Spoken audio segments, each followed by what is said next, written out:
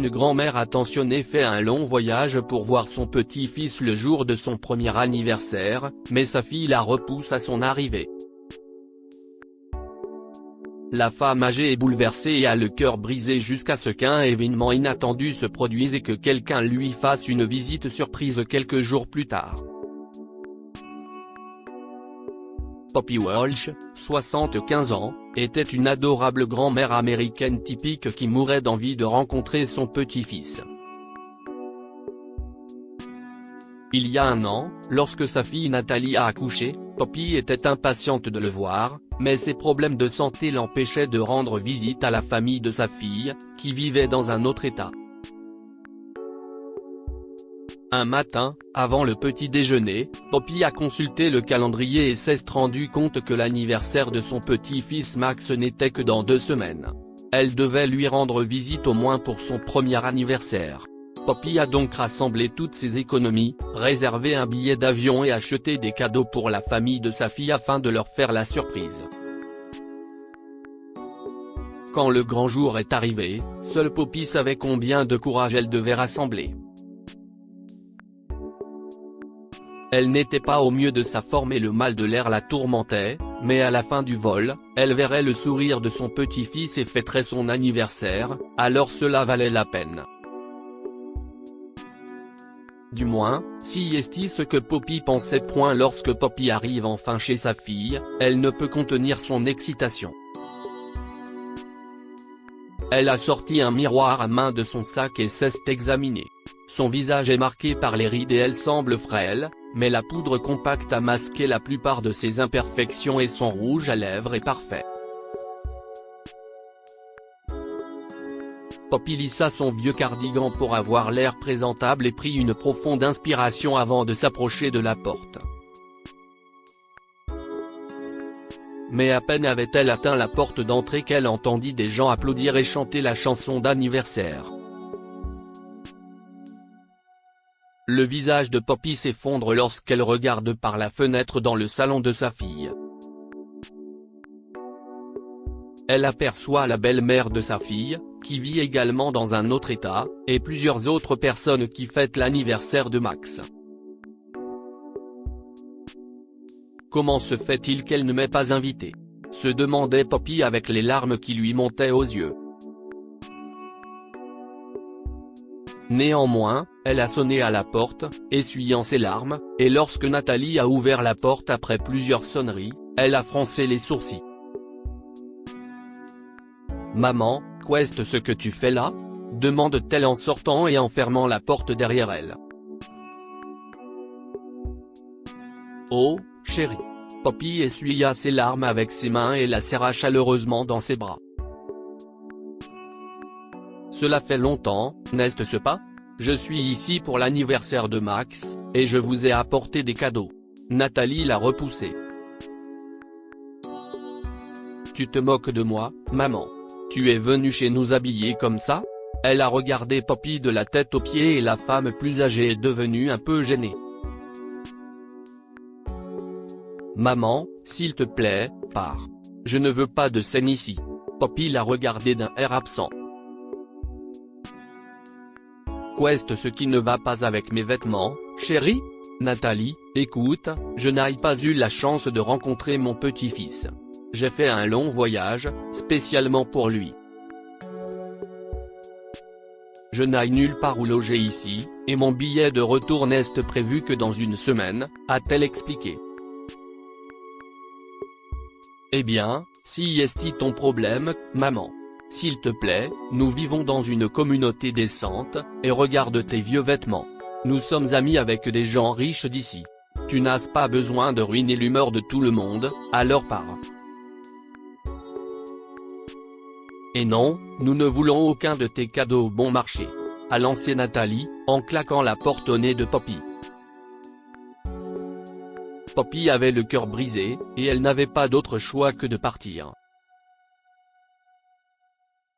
Elle a fait rouler la valise le long du porche et est sortie de la maison de Nathalie. Elle a regardé la maison une nouvelle fois avant de partir, et cette fois, ses larmes ne cessèrent plus de couler. Après avoir erré dans les rues pendant un certain temps, Poppy ne savait pas quoi faire. Après tout, son vol de retour était dans une semaine et elle n'avait nulle part où aller. Elle s'est assise sur le trottoir pendant un moment, et après avoir vérifié l'argent qu'elle avait sur elle, elle a décidé de prendre un train pour rentrer chez elle. Cela prendrait beaucoup de temps et plusieurs transferts, mais c'était la seule solution. C'est ce que Poppy a fait, et une fois arrivée chez elle, elle s'est assise dans sa chambre et a pleuré à chaudes larmes.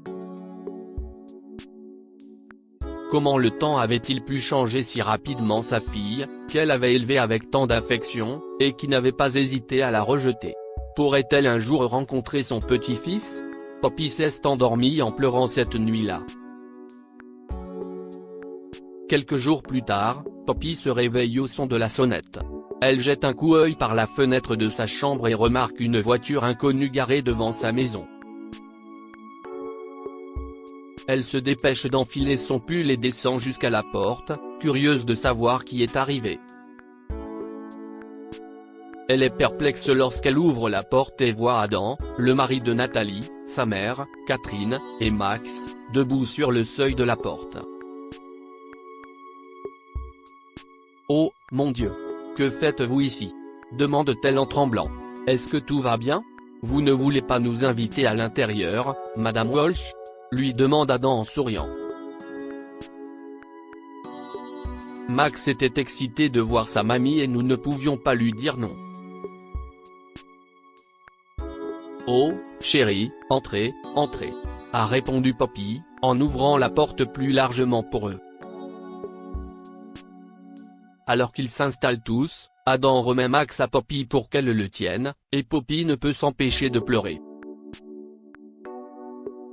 Mon chéri, nous avons enfin pu nous rencontrer. Sais-tu à quel point je voulais te voir? Mamie t'aime tellement », dit-elle à son petit-fils, qui ne cesse de lui sourire. « Eh bien, Poppy, intervint Catherine. Il y a ceci et quelque chose d'autre que nous voulions vous dire. Ne vous méprenez pas. Qu'est-ce ce qui se passe? Poppy demande, inquiète. Si est juste que, Madame Walsh, dit Adam, Nathalie et moi allons divorcer. Quoi? Le cœur de Poppy s'est effondré. Qu'est-ce ce que tu dis, Adam? Que? Comment si est arrivé?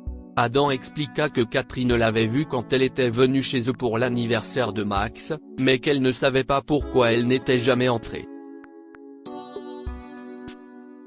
Catherine a demandé à Nathalie à ce sujet et a été choquée quand elle a appris la vérité. J'ai trouvé que c'était très irrespectueux de sa part de te faire ça. Comment a-t-elle pu ne pas vous laisser entrer? J'aurais aimé faire quelque chose à ce moment-là. Adam et moi lui avons dit de s'excuser auprès de vous, mais elle ne voulait rien entendre. Exactement, Madame Walsh, ajoute Adam. Les choses ont dégénéré, et nous nous séparons. Elle ne peut pas subvenir aux besoins de Max, donc elle a consenti à me donner sa garde. Nous sommes ici pour vous demander d'aménager avec Max et moi. Nathalie va bientôt déménager ici une fois les formalités terminées et nous ne voulons pas que tu la supportes plus longtemps.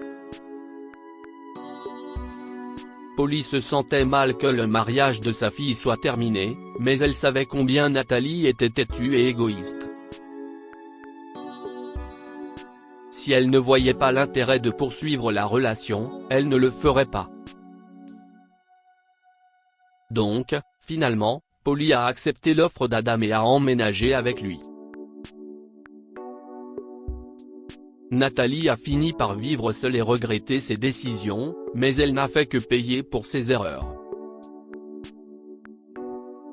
De son côté, Polly vit heureuse avec Adam et Max, et a tout le temps de s'occuper de son adorable petit-fils. Que pouvons-nous apprendre de cette histoire?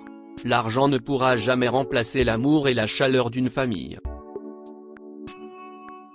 Nathalie évitait Paulie parce qu'elle ne pensait pas être assez riche pour la fréquenter, mais après avoir perdu sa famille, elle a compris qu'elle avait fait une erreur. Si tu ne respectes pas tes parents, tu ne seras pas respecté non plus. Nathalie n'a pas laissé Paulie entrer chez elle et lui a claqué la porte au nez. Catherine et Adam l'ont subtilement réprimandé pour cela et lui ont donné une leçon à la dure en acceptant Paulie dans leur famille et en coupant les ponts avec elle. Lire aussi, un homme apprend que sa grand-mère, qui vit dans une petite cabane, a une demeure à 1,3 million de dollars et qu'il n'est pas son héritier. Histoire partagez cette histoire avec vos amis. Elle pourrait égayer leur journée et les inspirer. Cette histoire est inspirée de la vie quotidienne de nos lecteurs et rédigée par un écrivain professionnel. Toute ressemblance avec de véritables noms ou lieux est une pure coïncidence. Toutes les images sont utilisées uniquement à des fins d'illustration. Partagez votre histoire avec nous. Elle changera peut-être la vie de quelqu'un. Si vous souhaitez partager votre histoire, envoyez-nous un mail à info@amomama.com. Abonnez-vous à Amomama sur Google News pour suivre les actualités et les histoires du jour.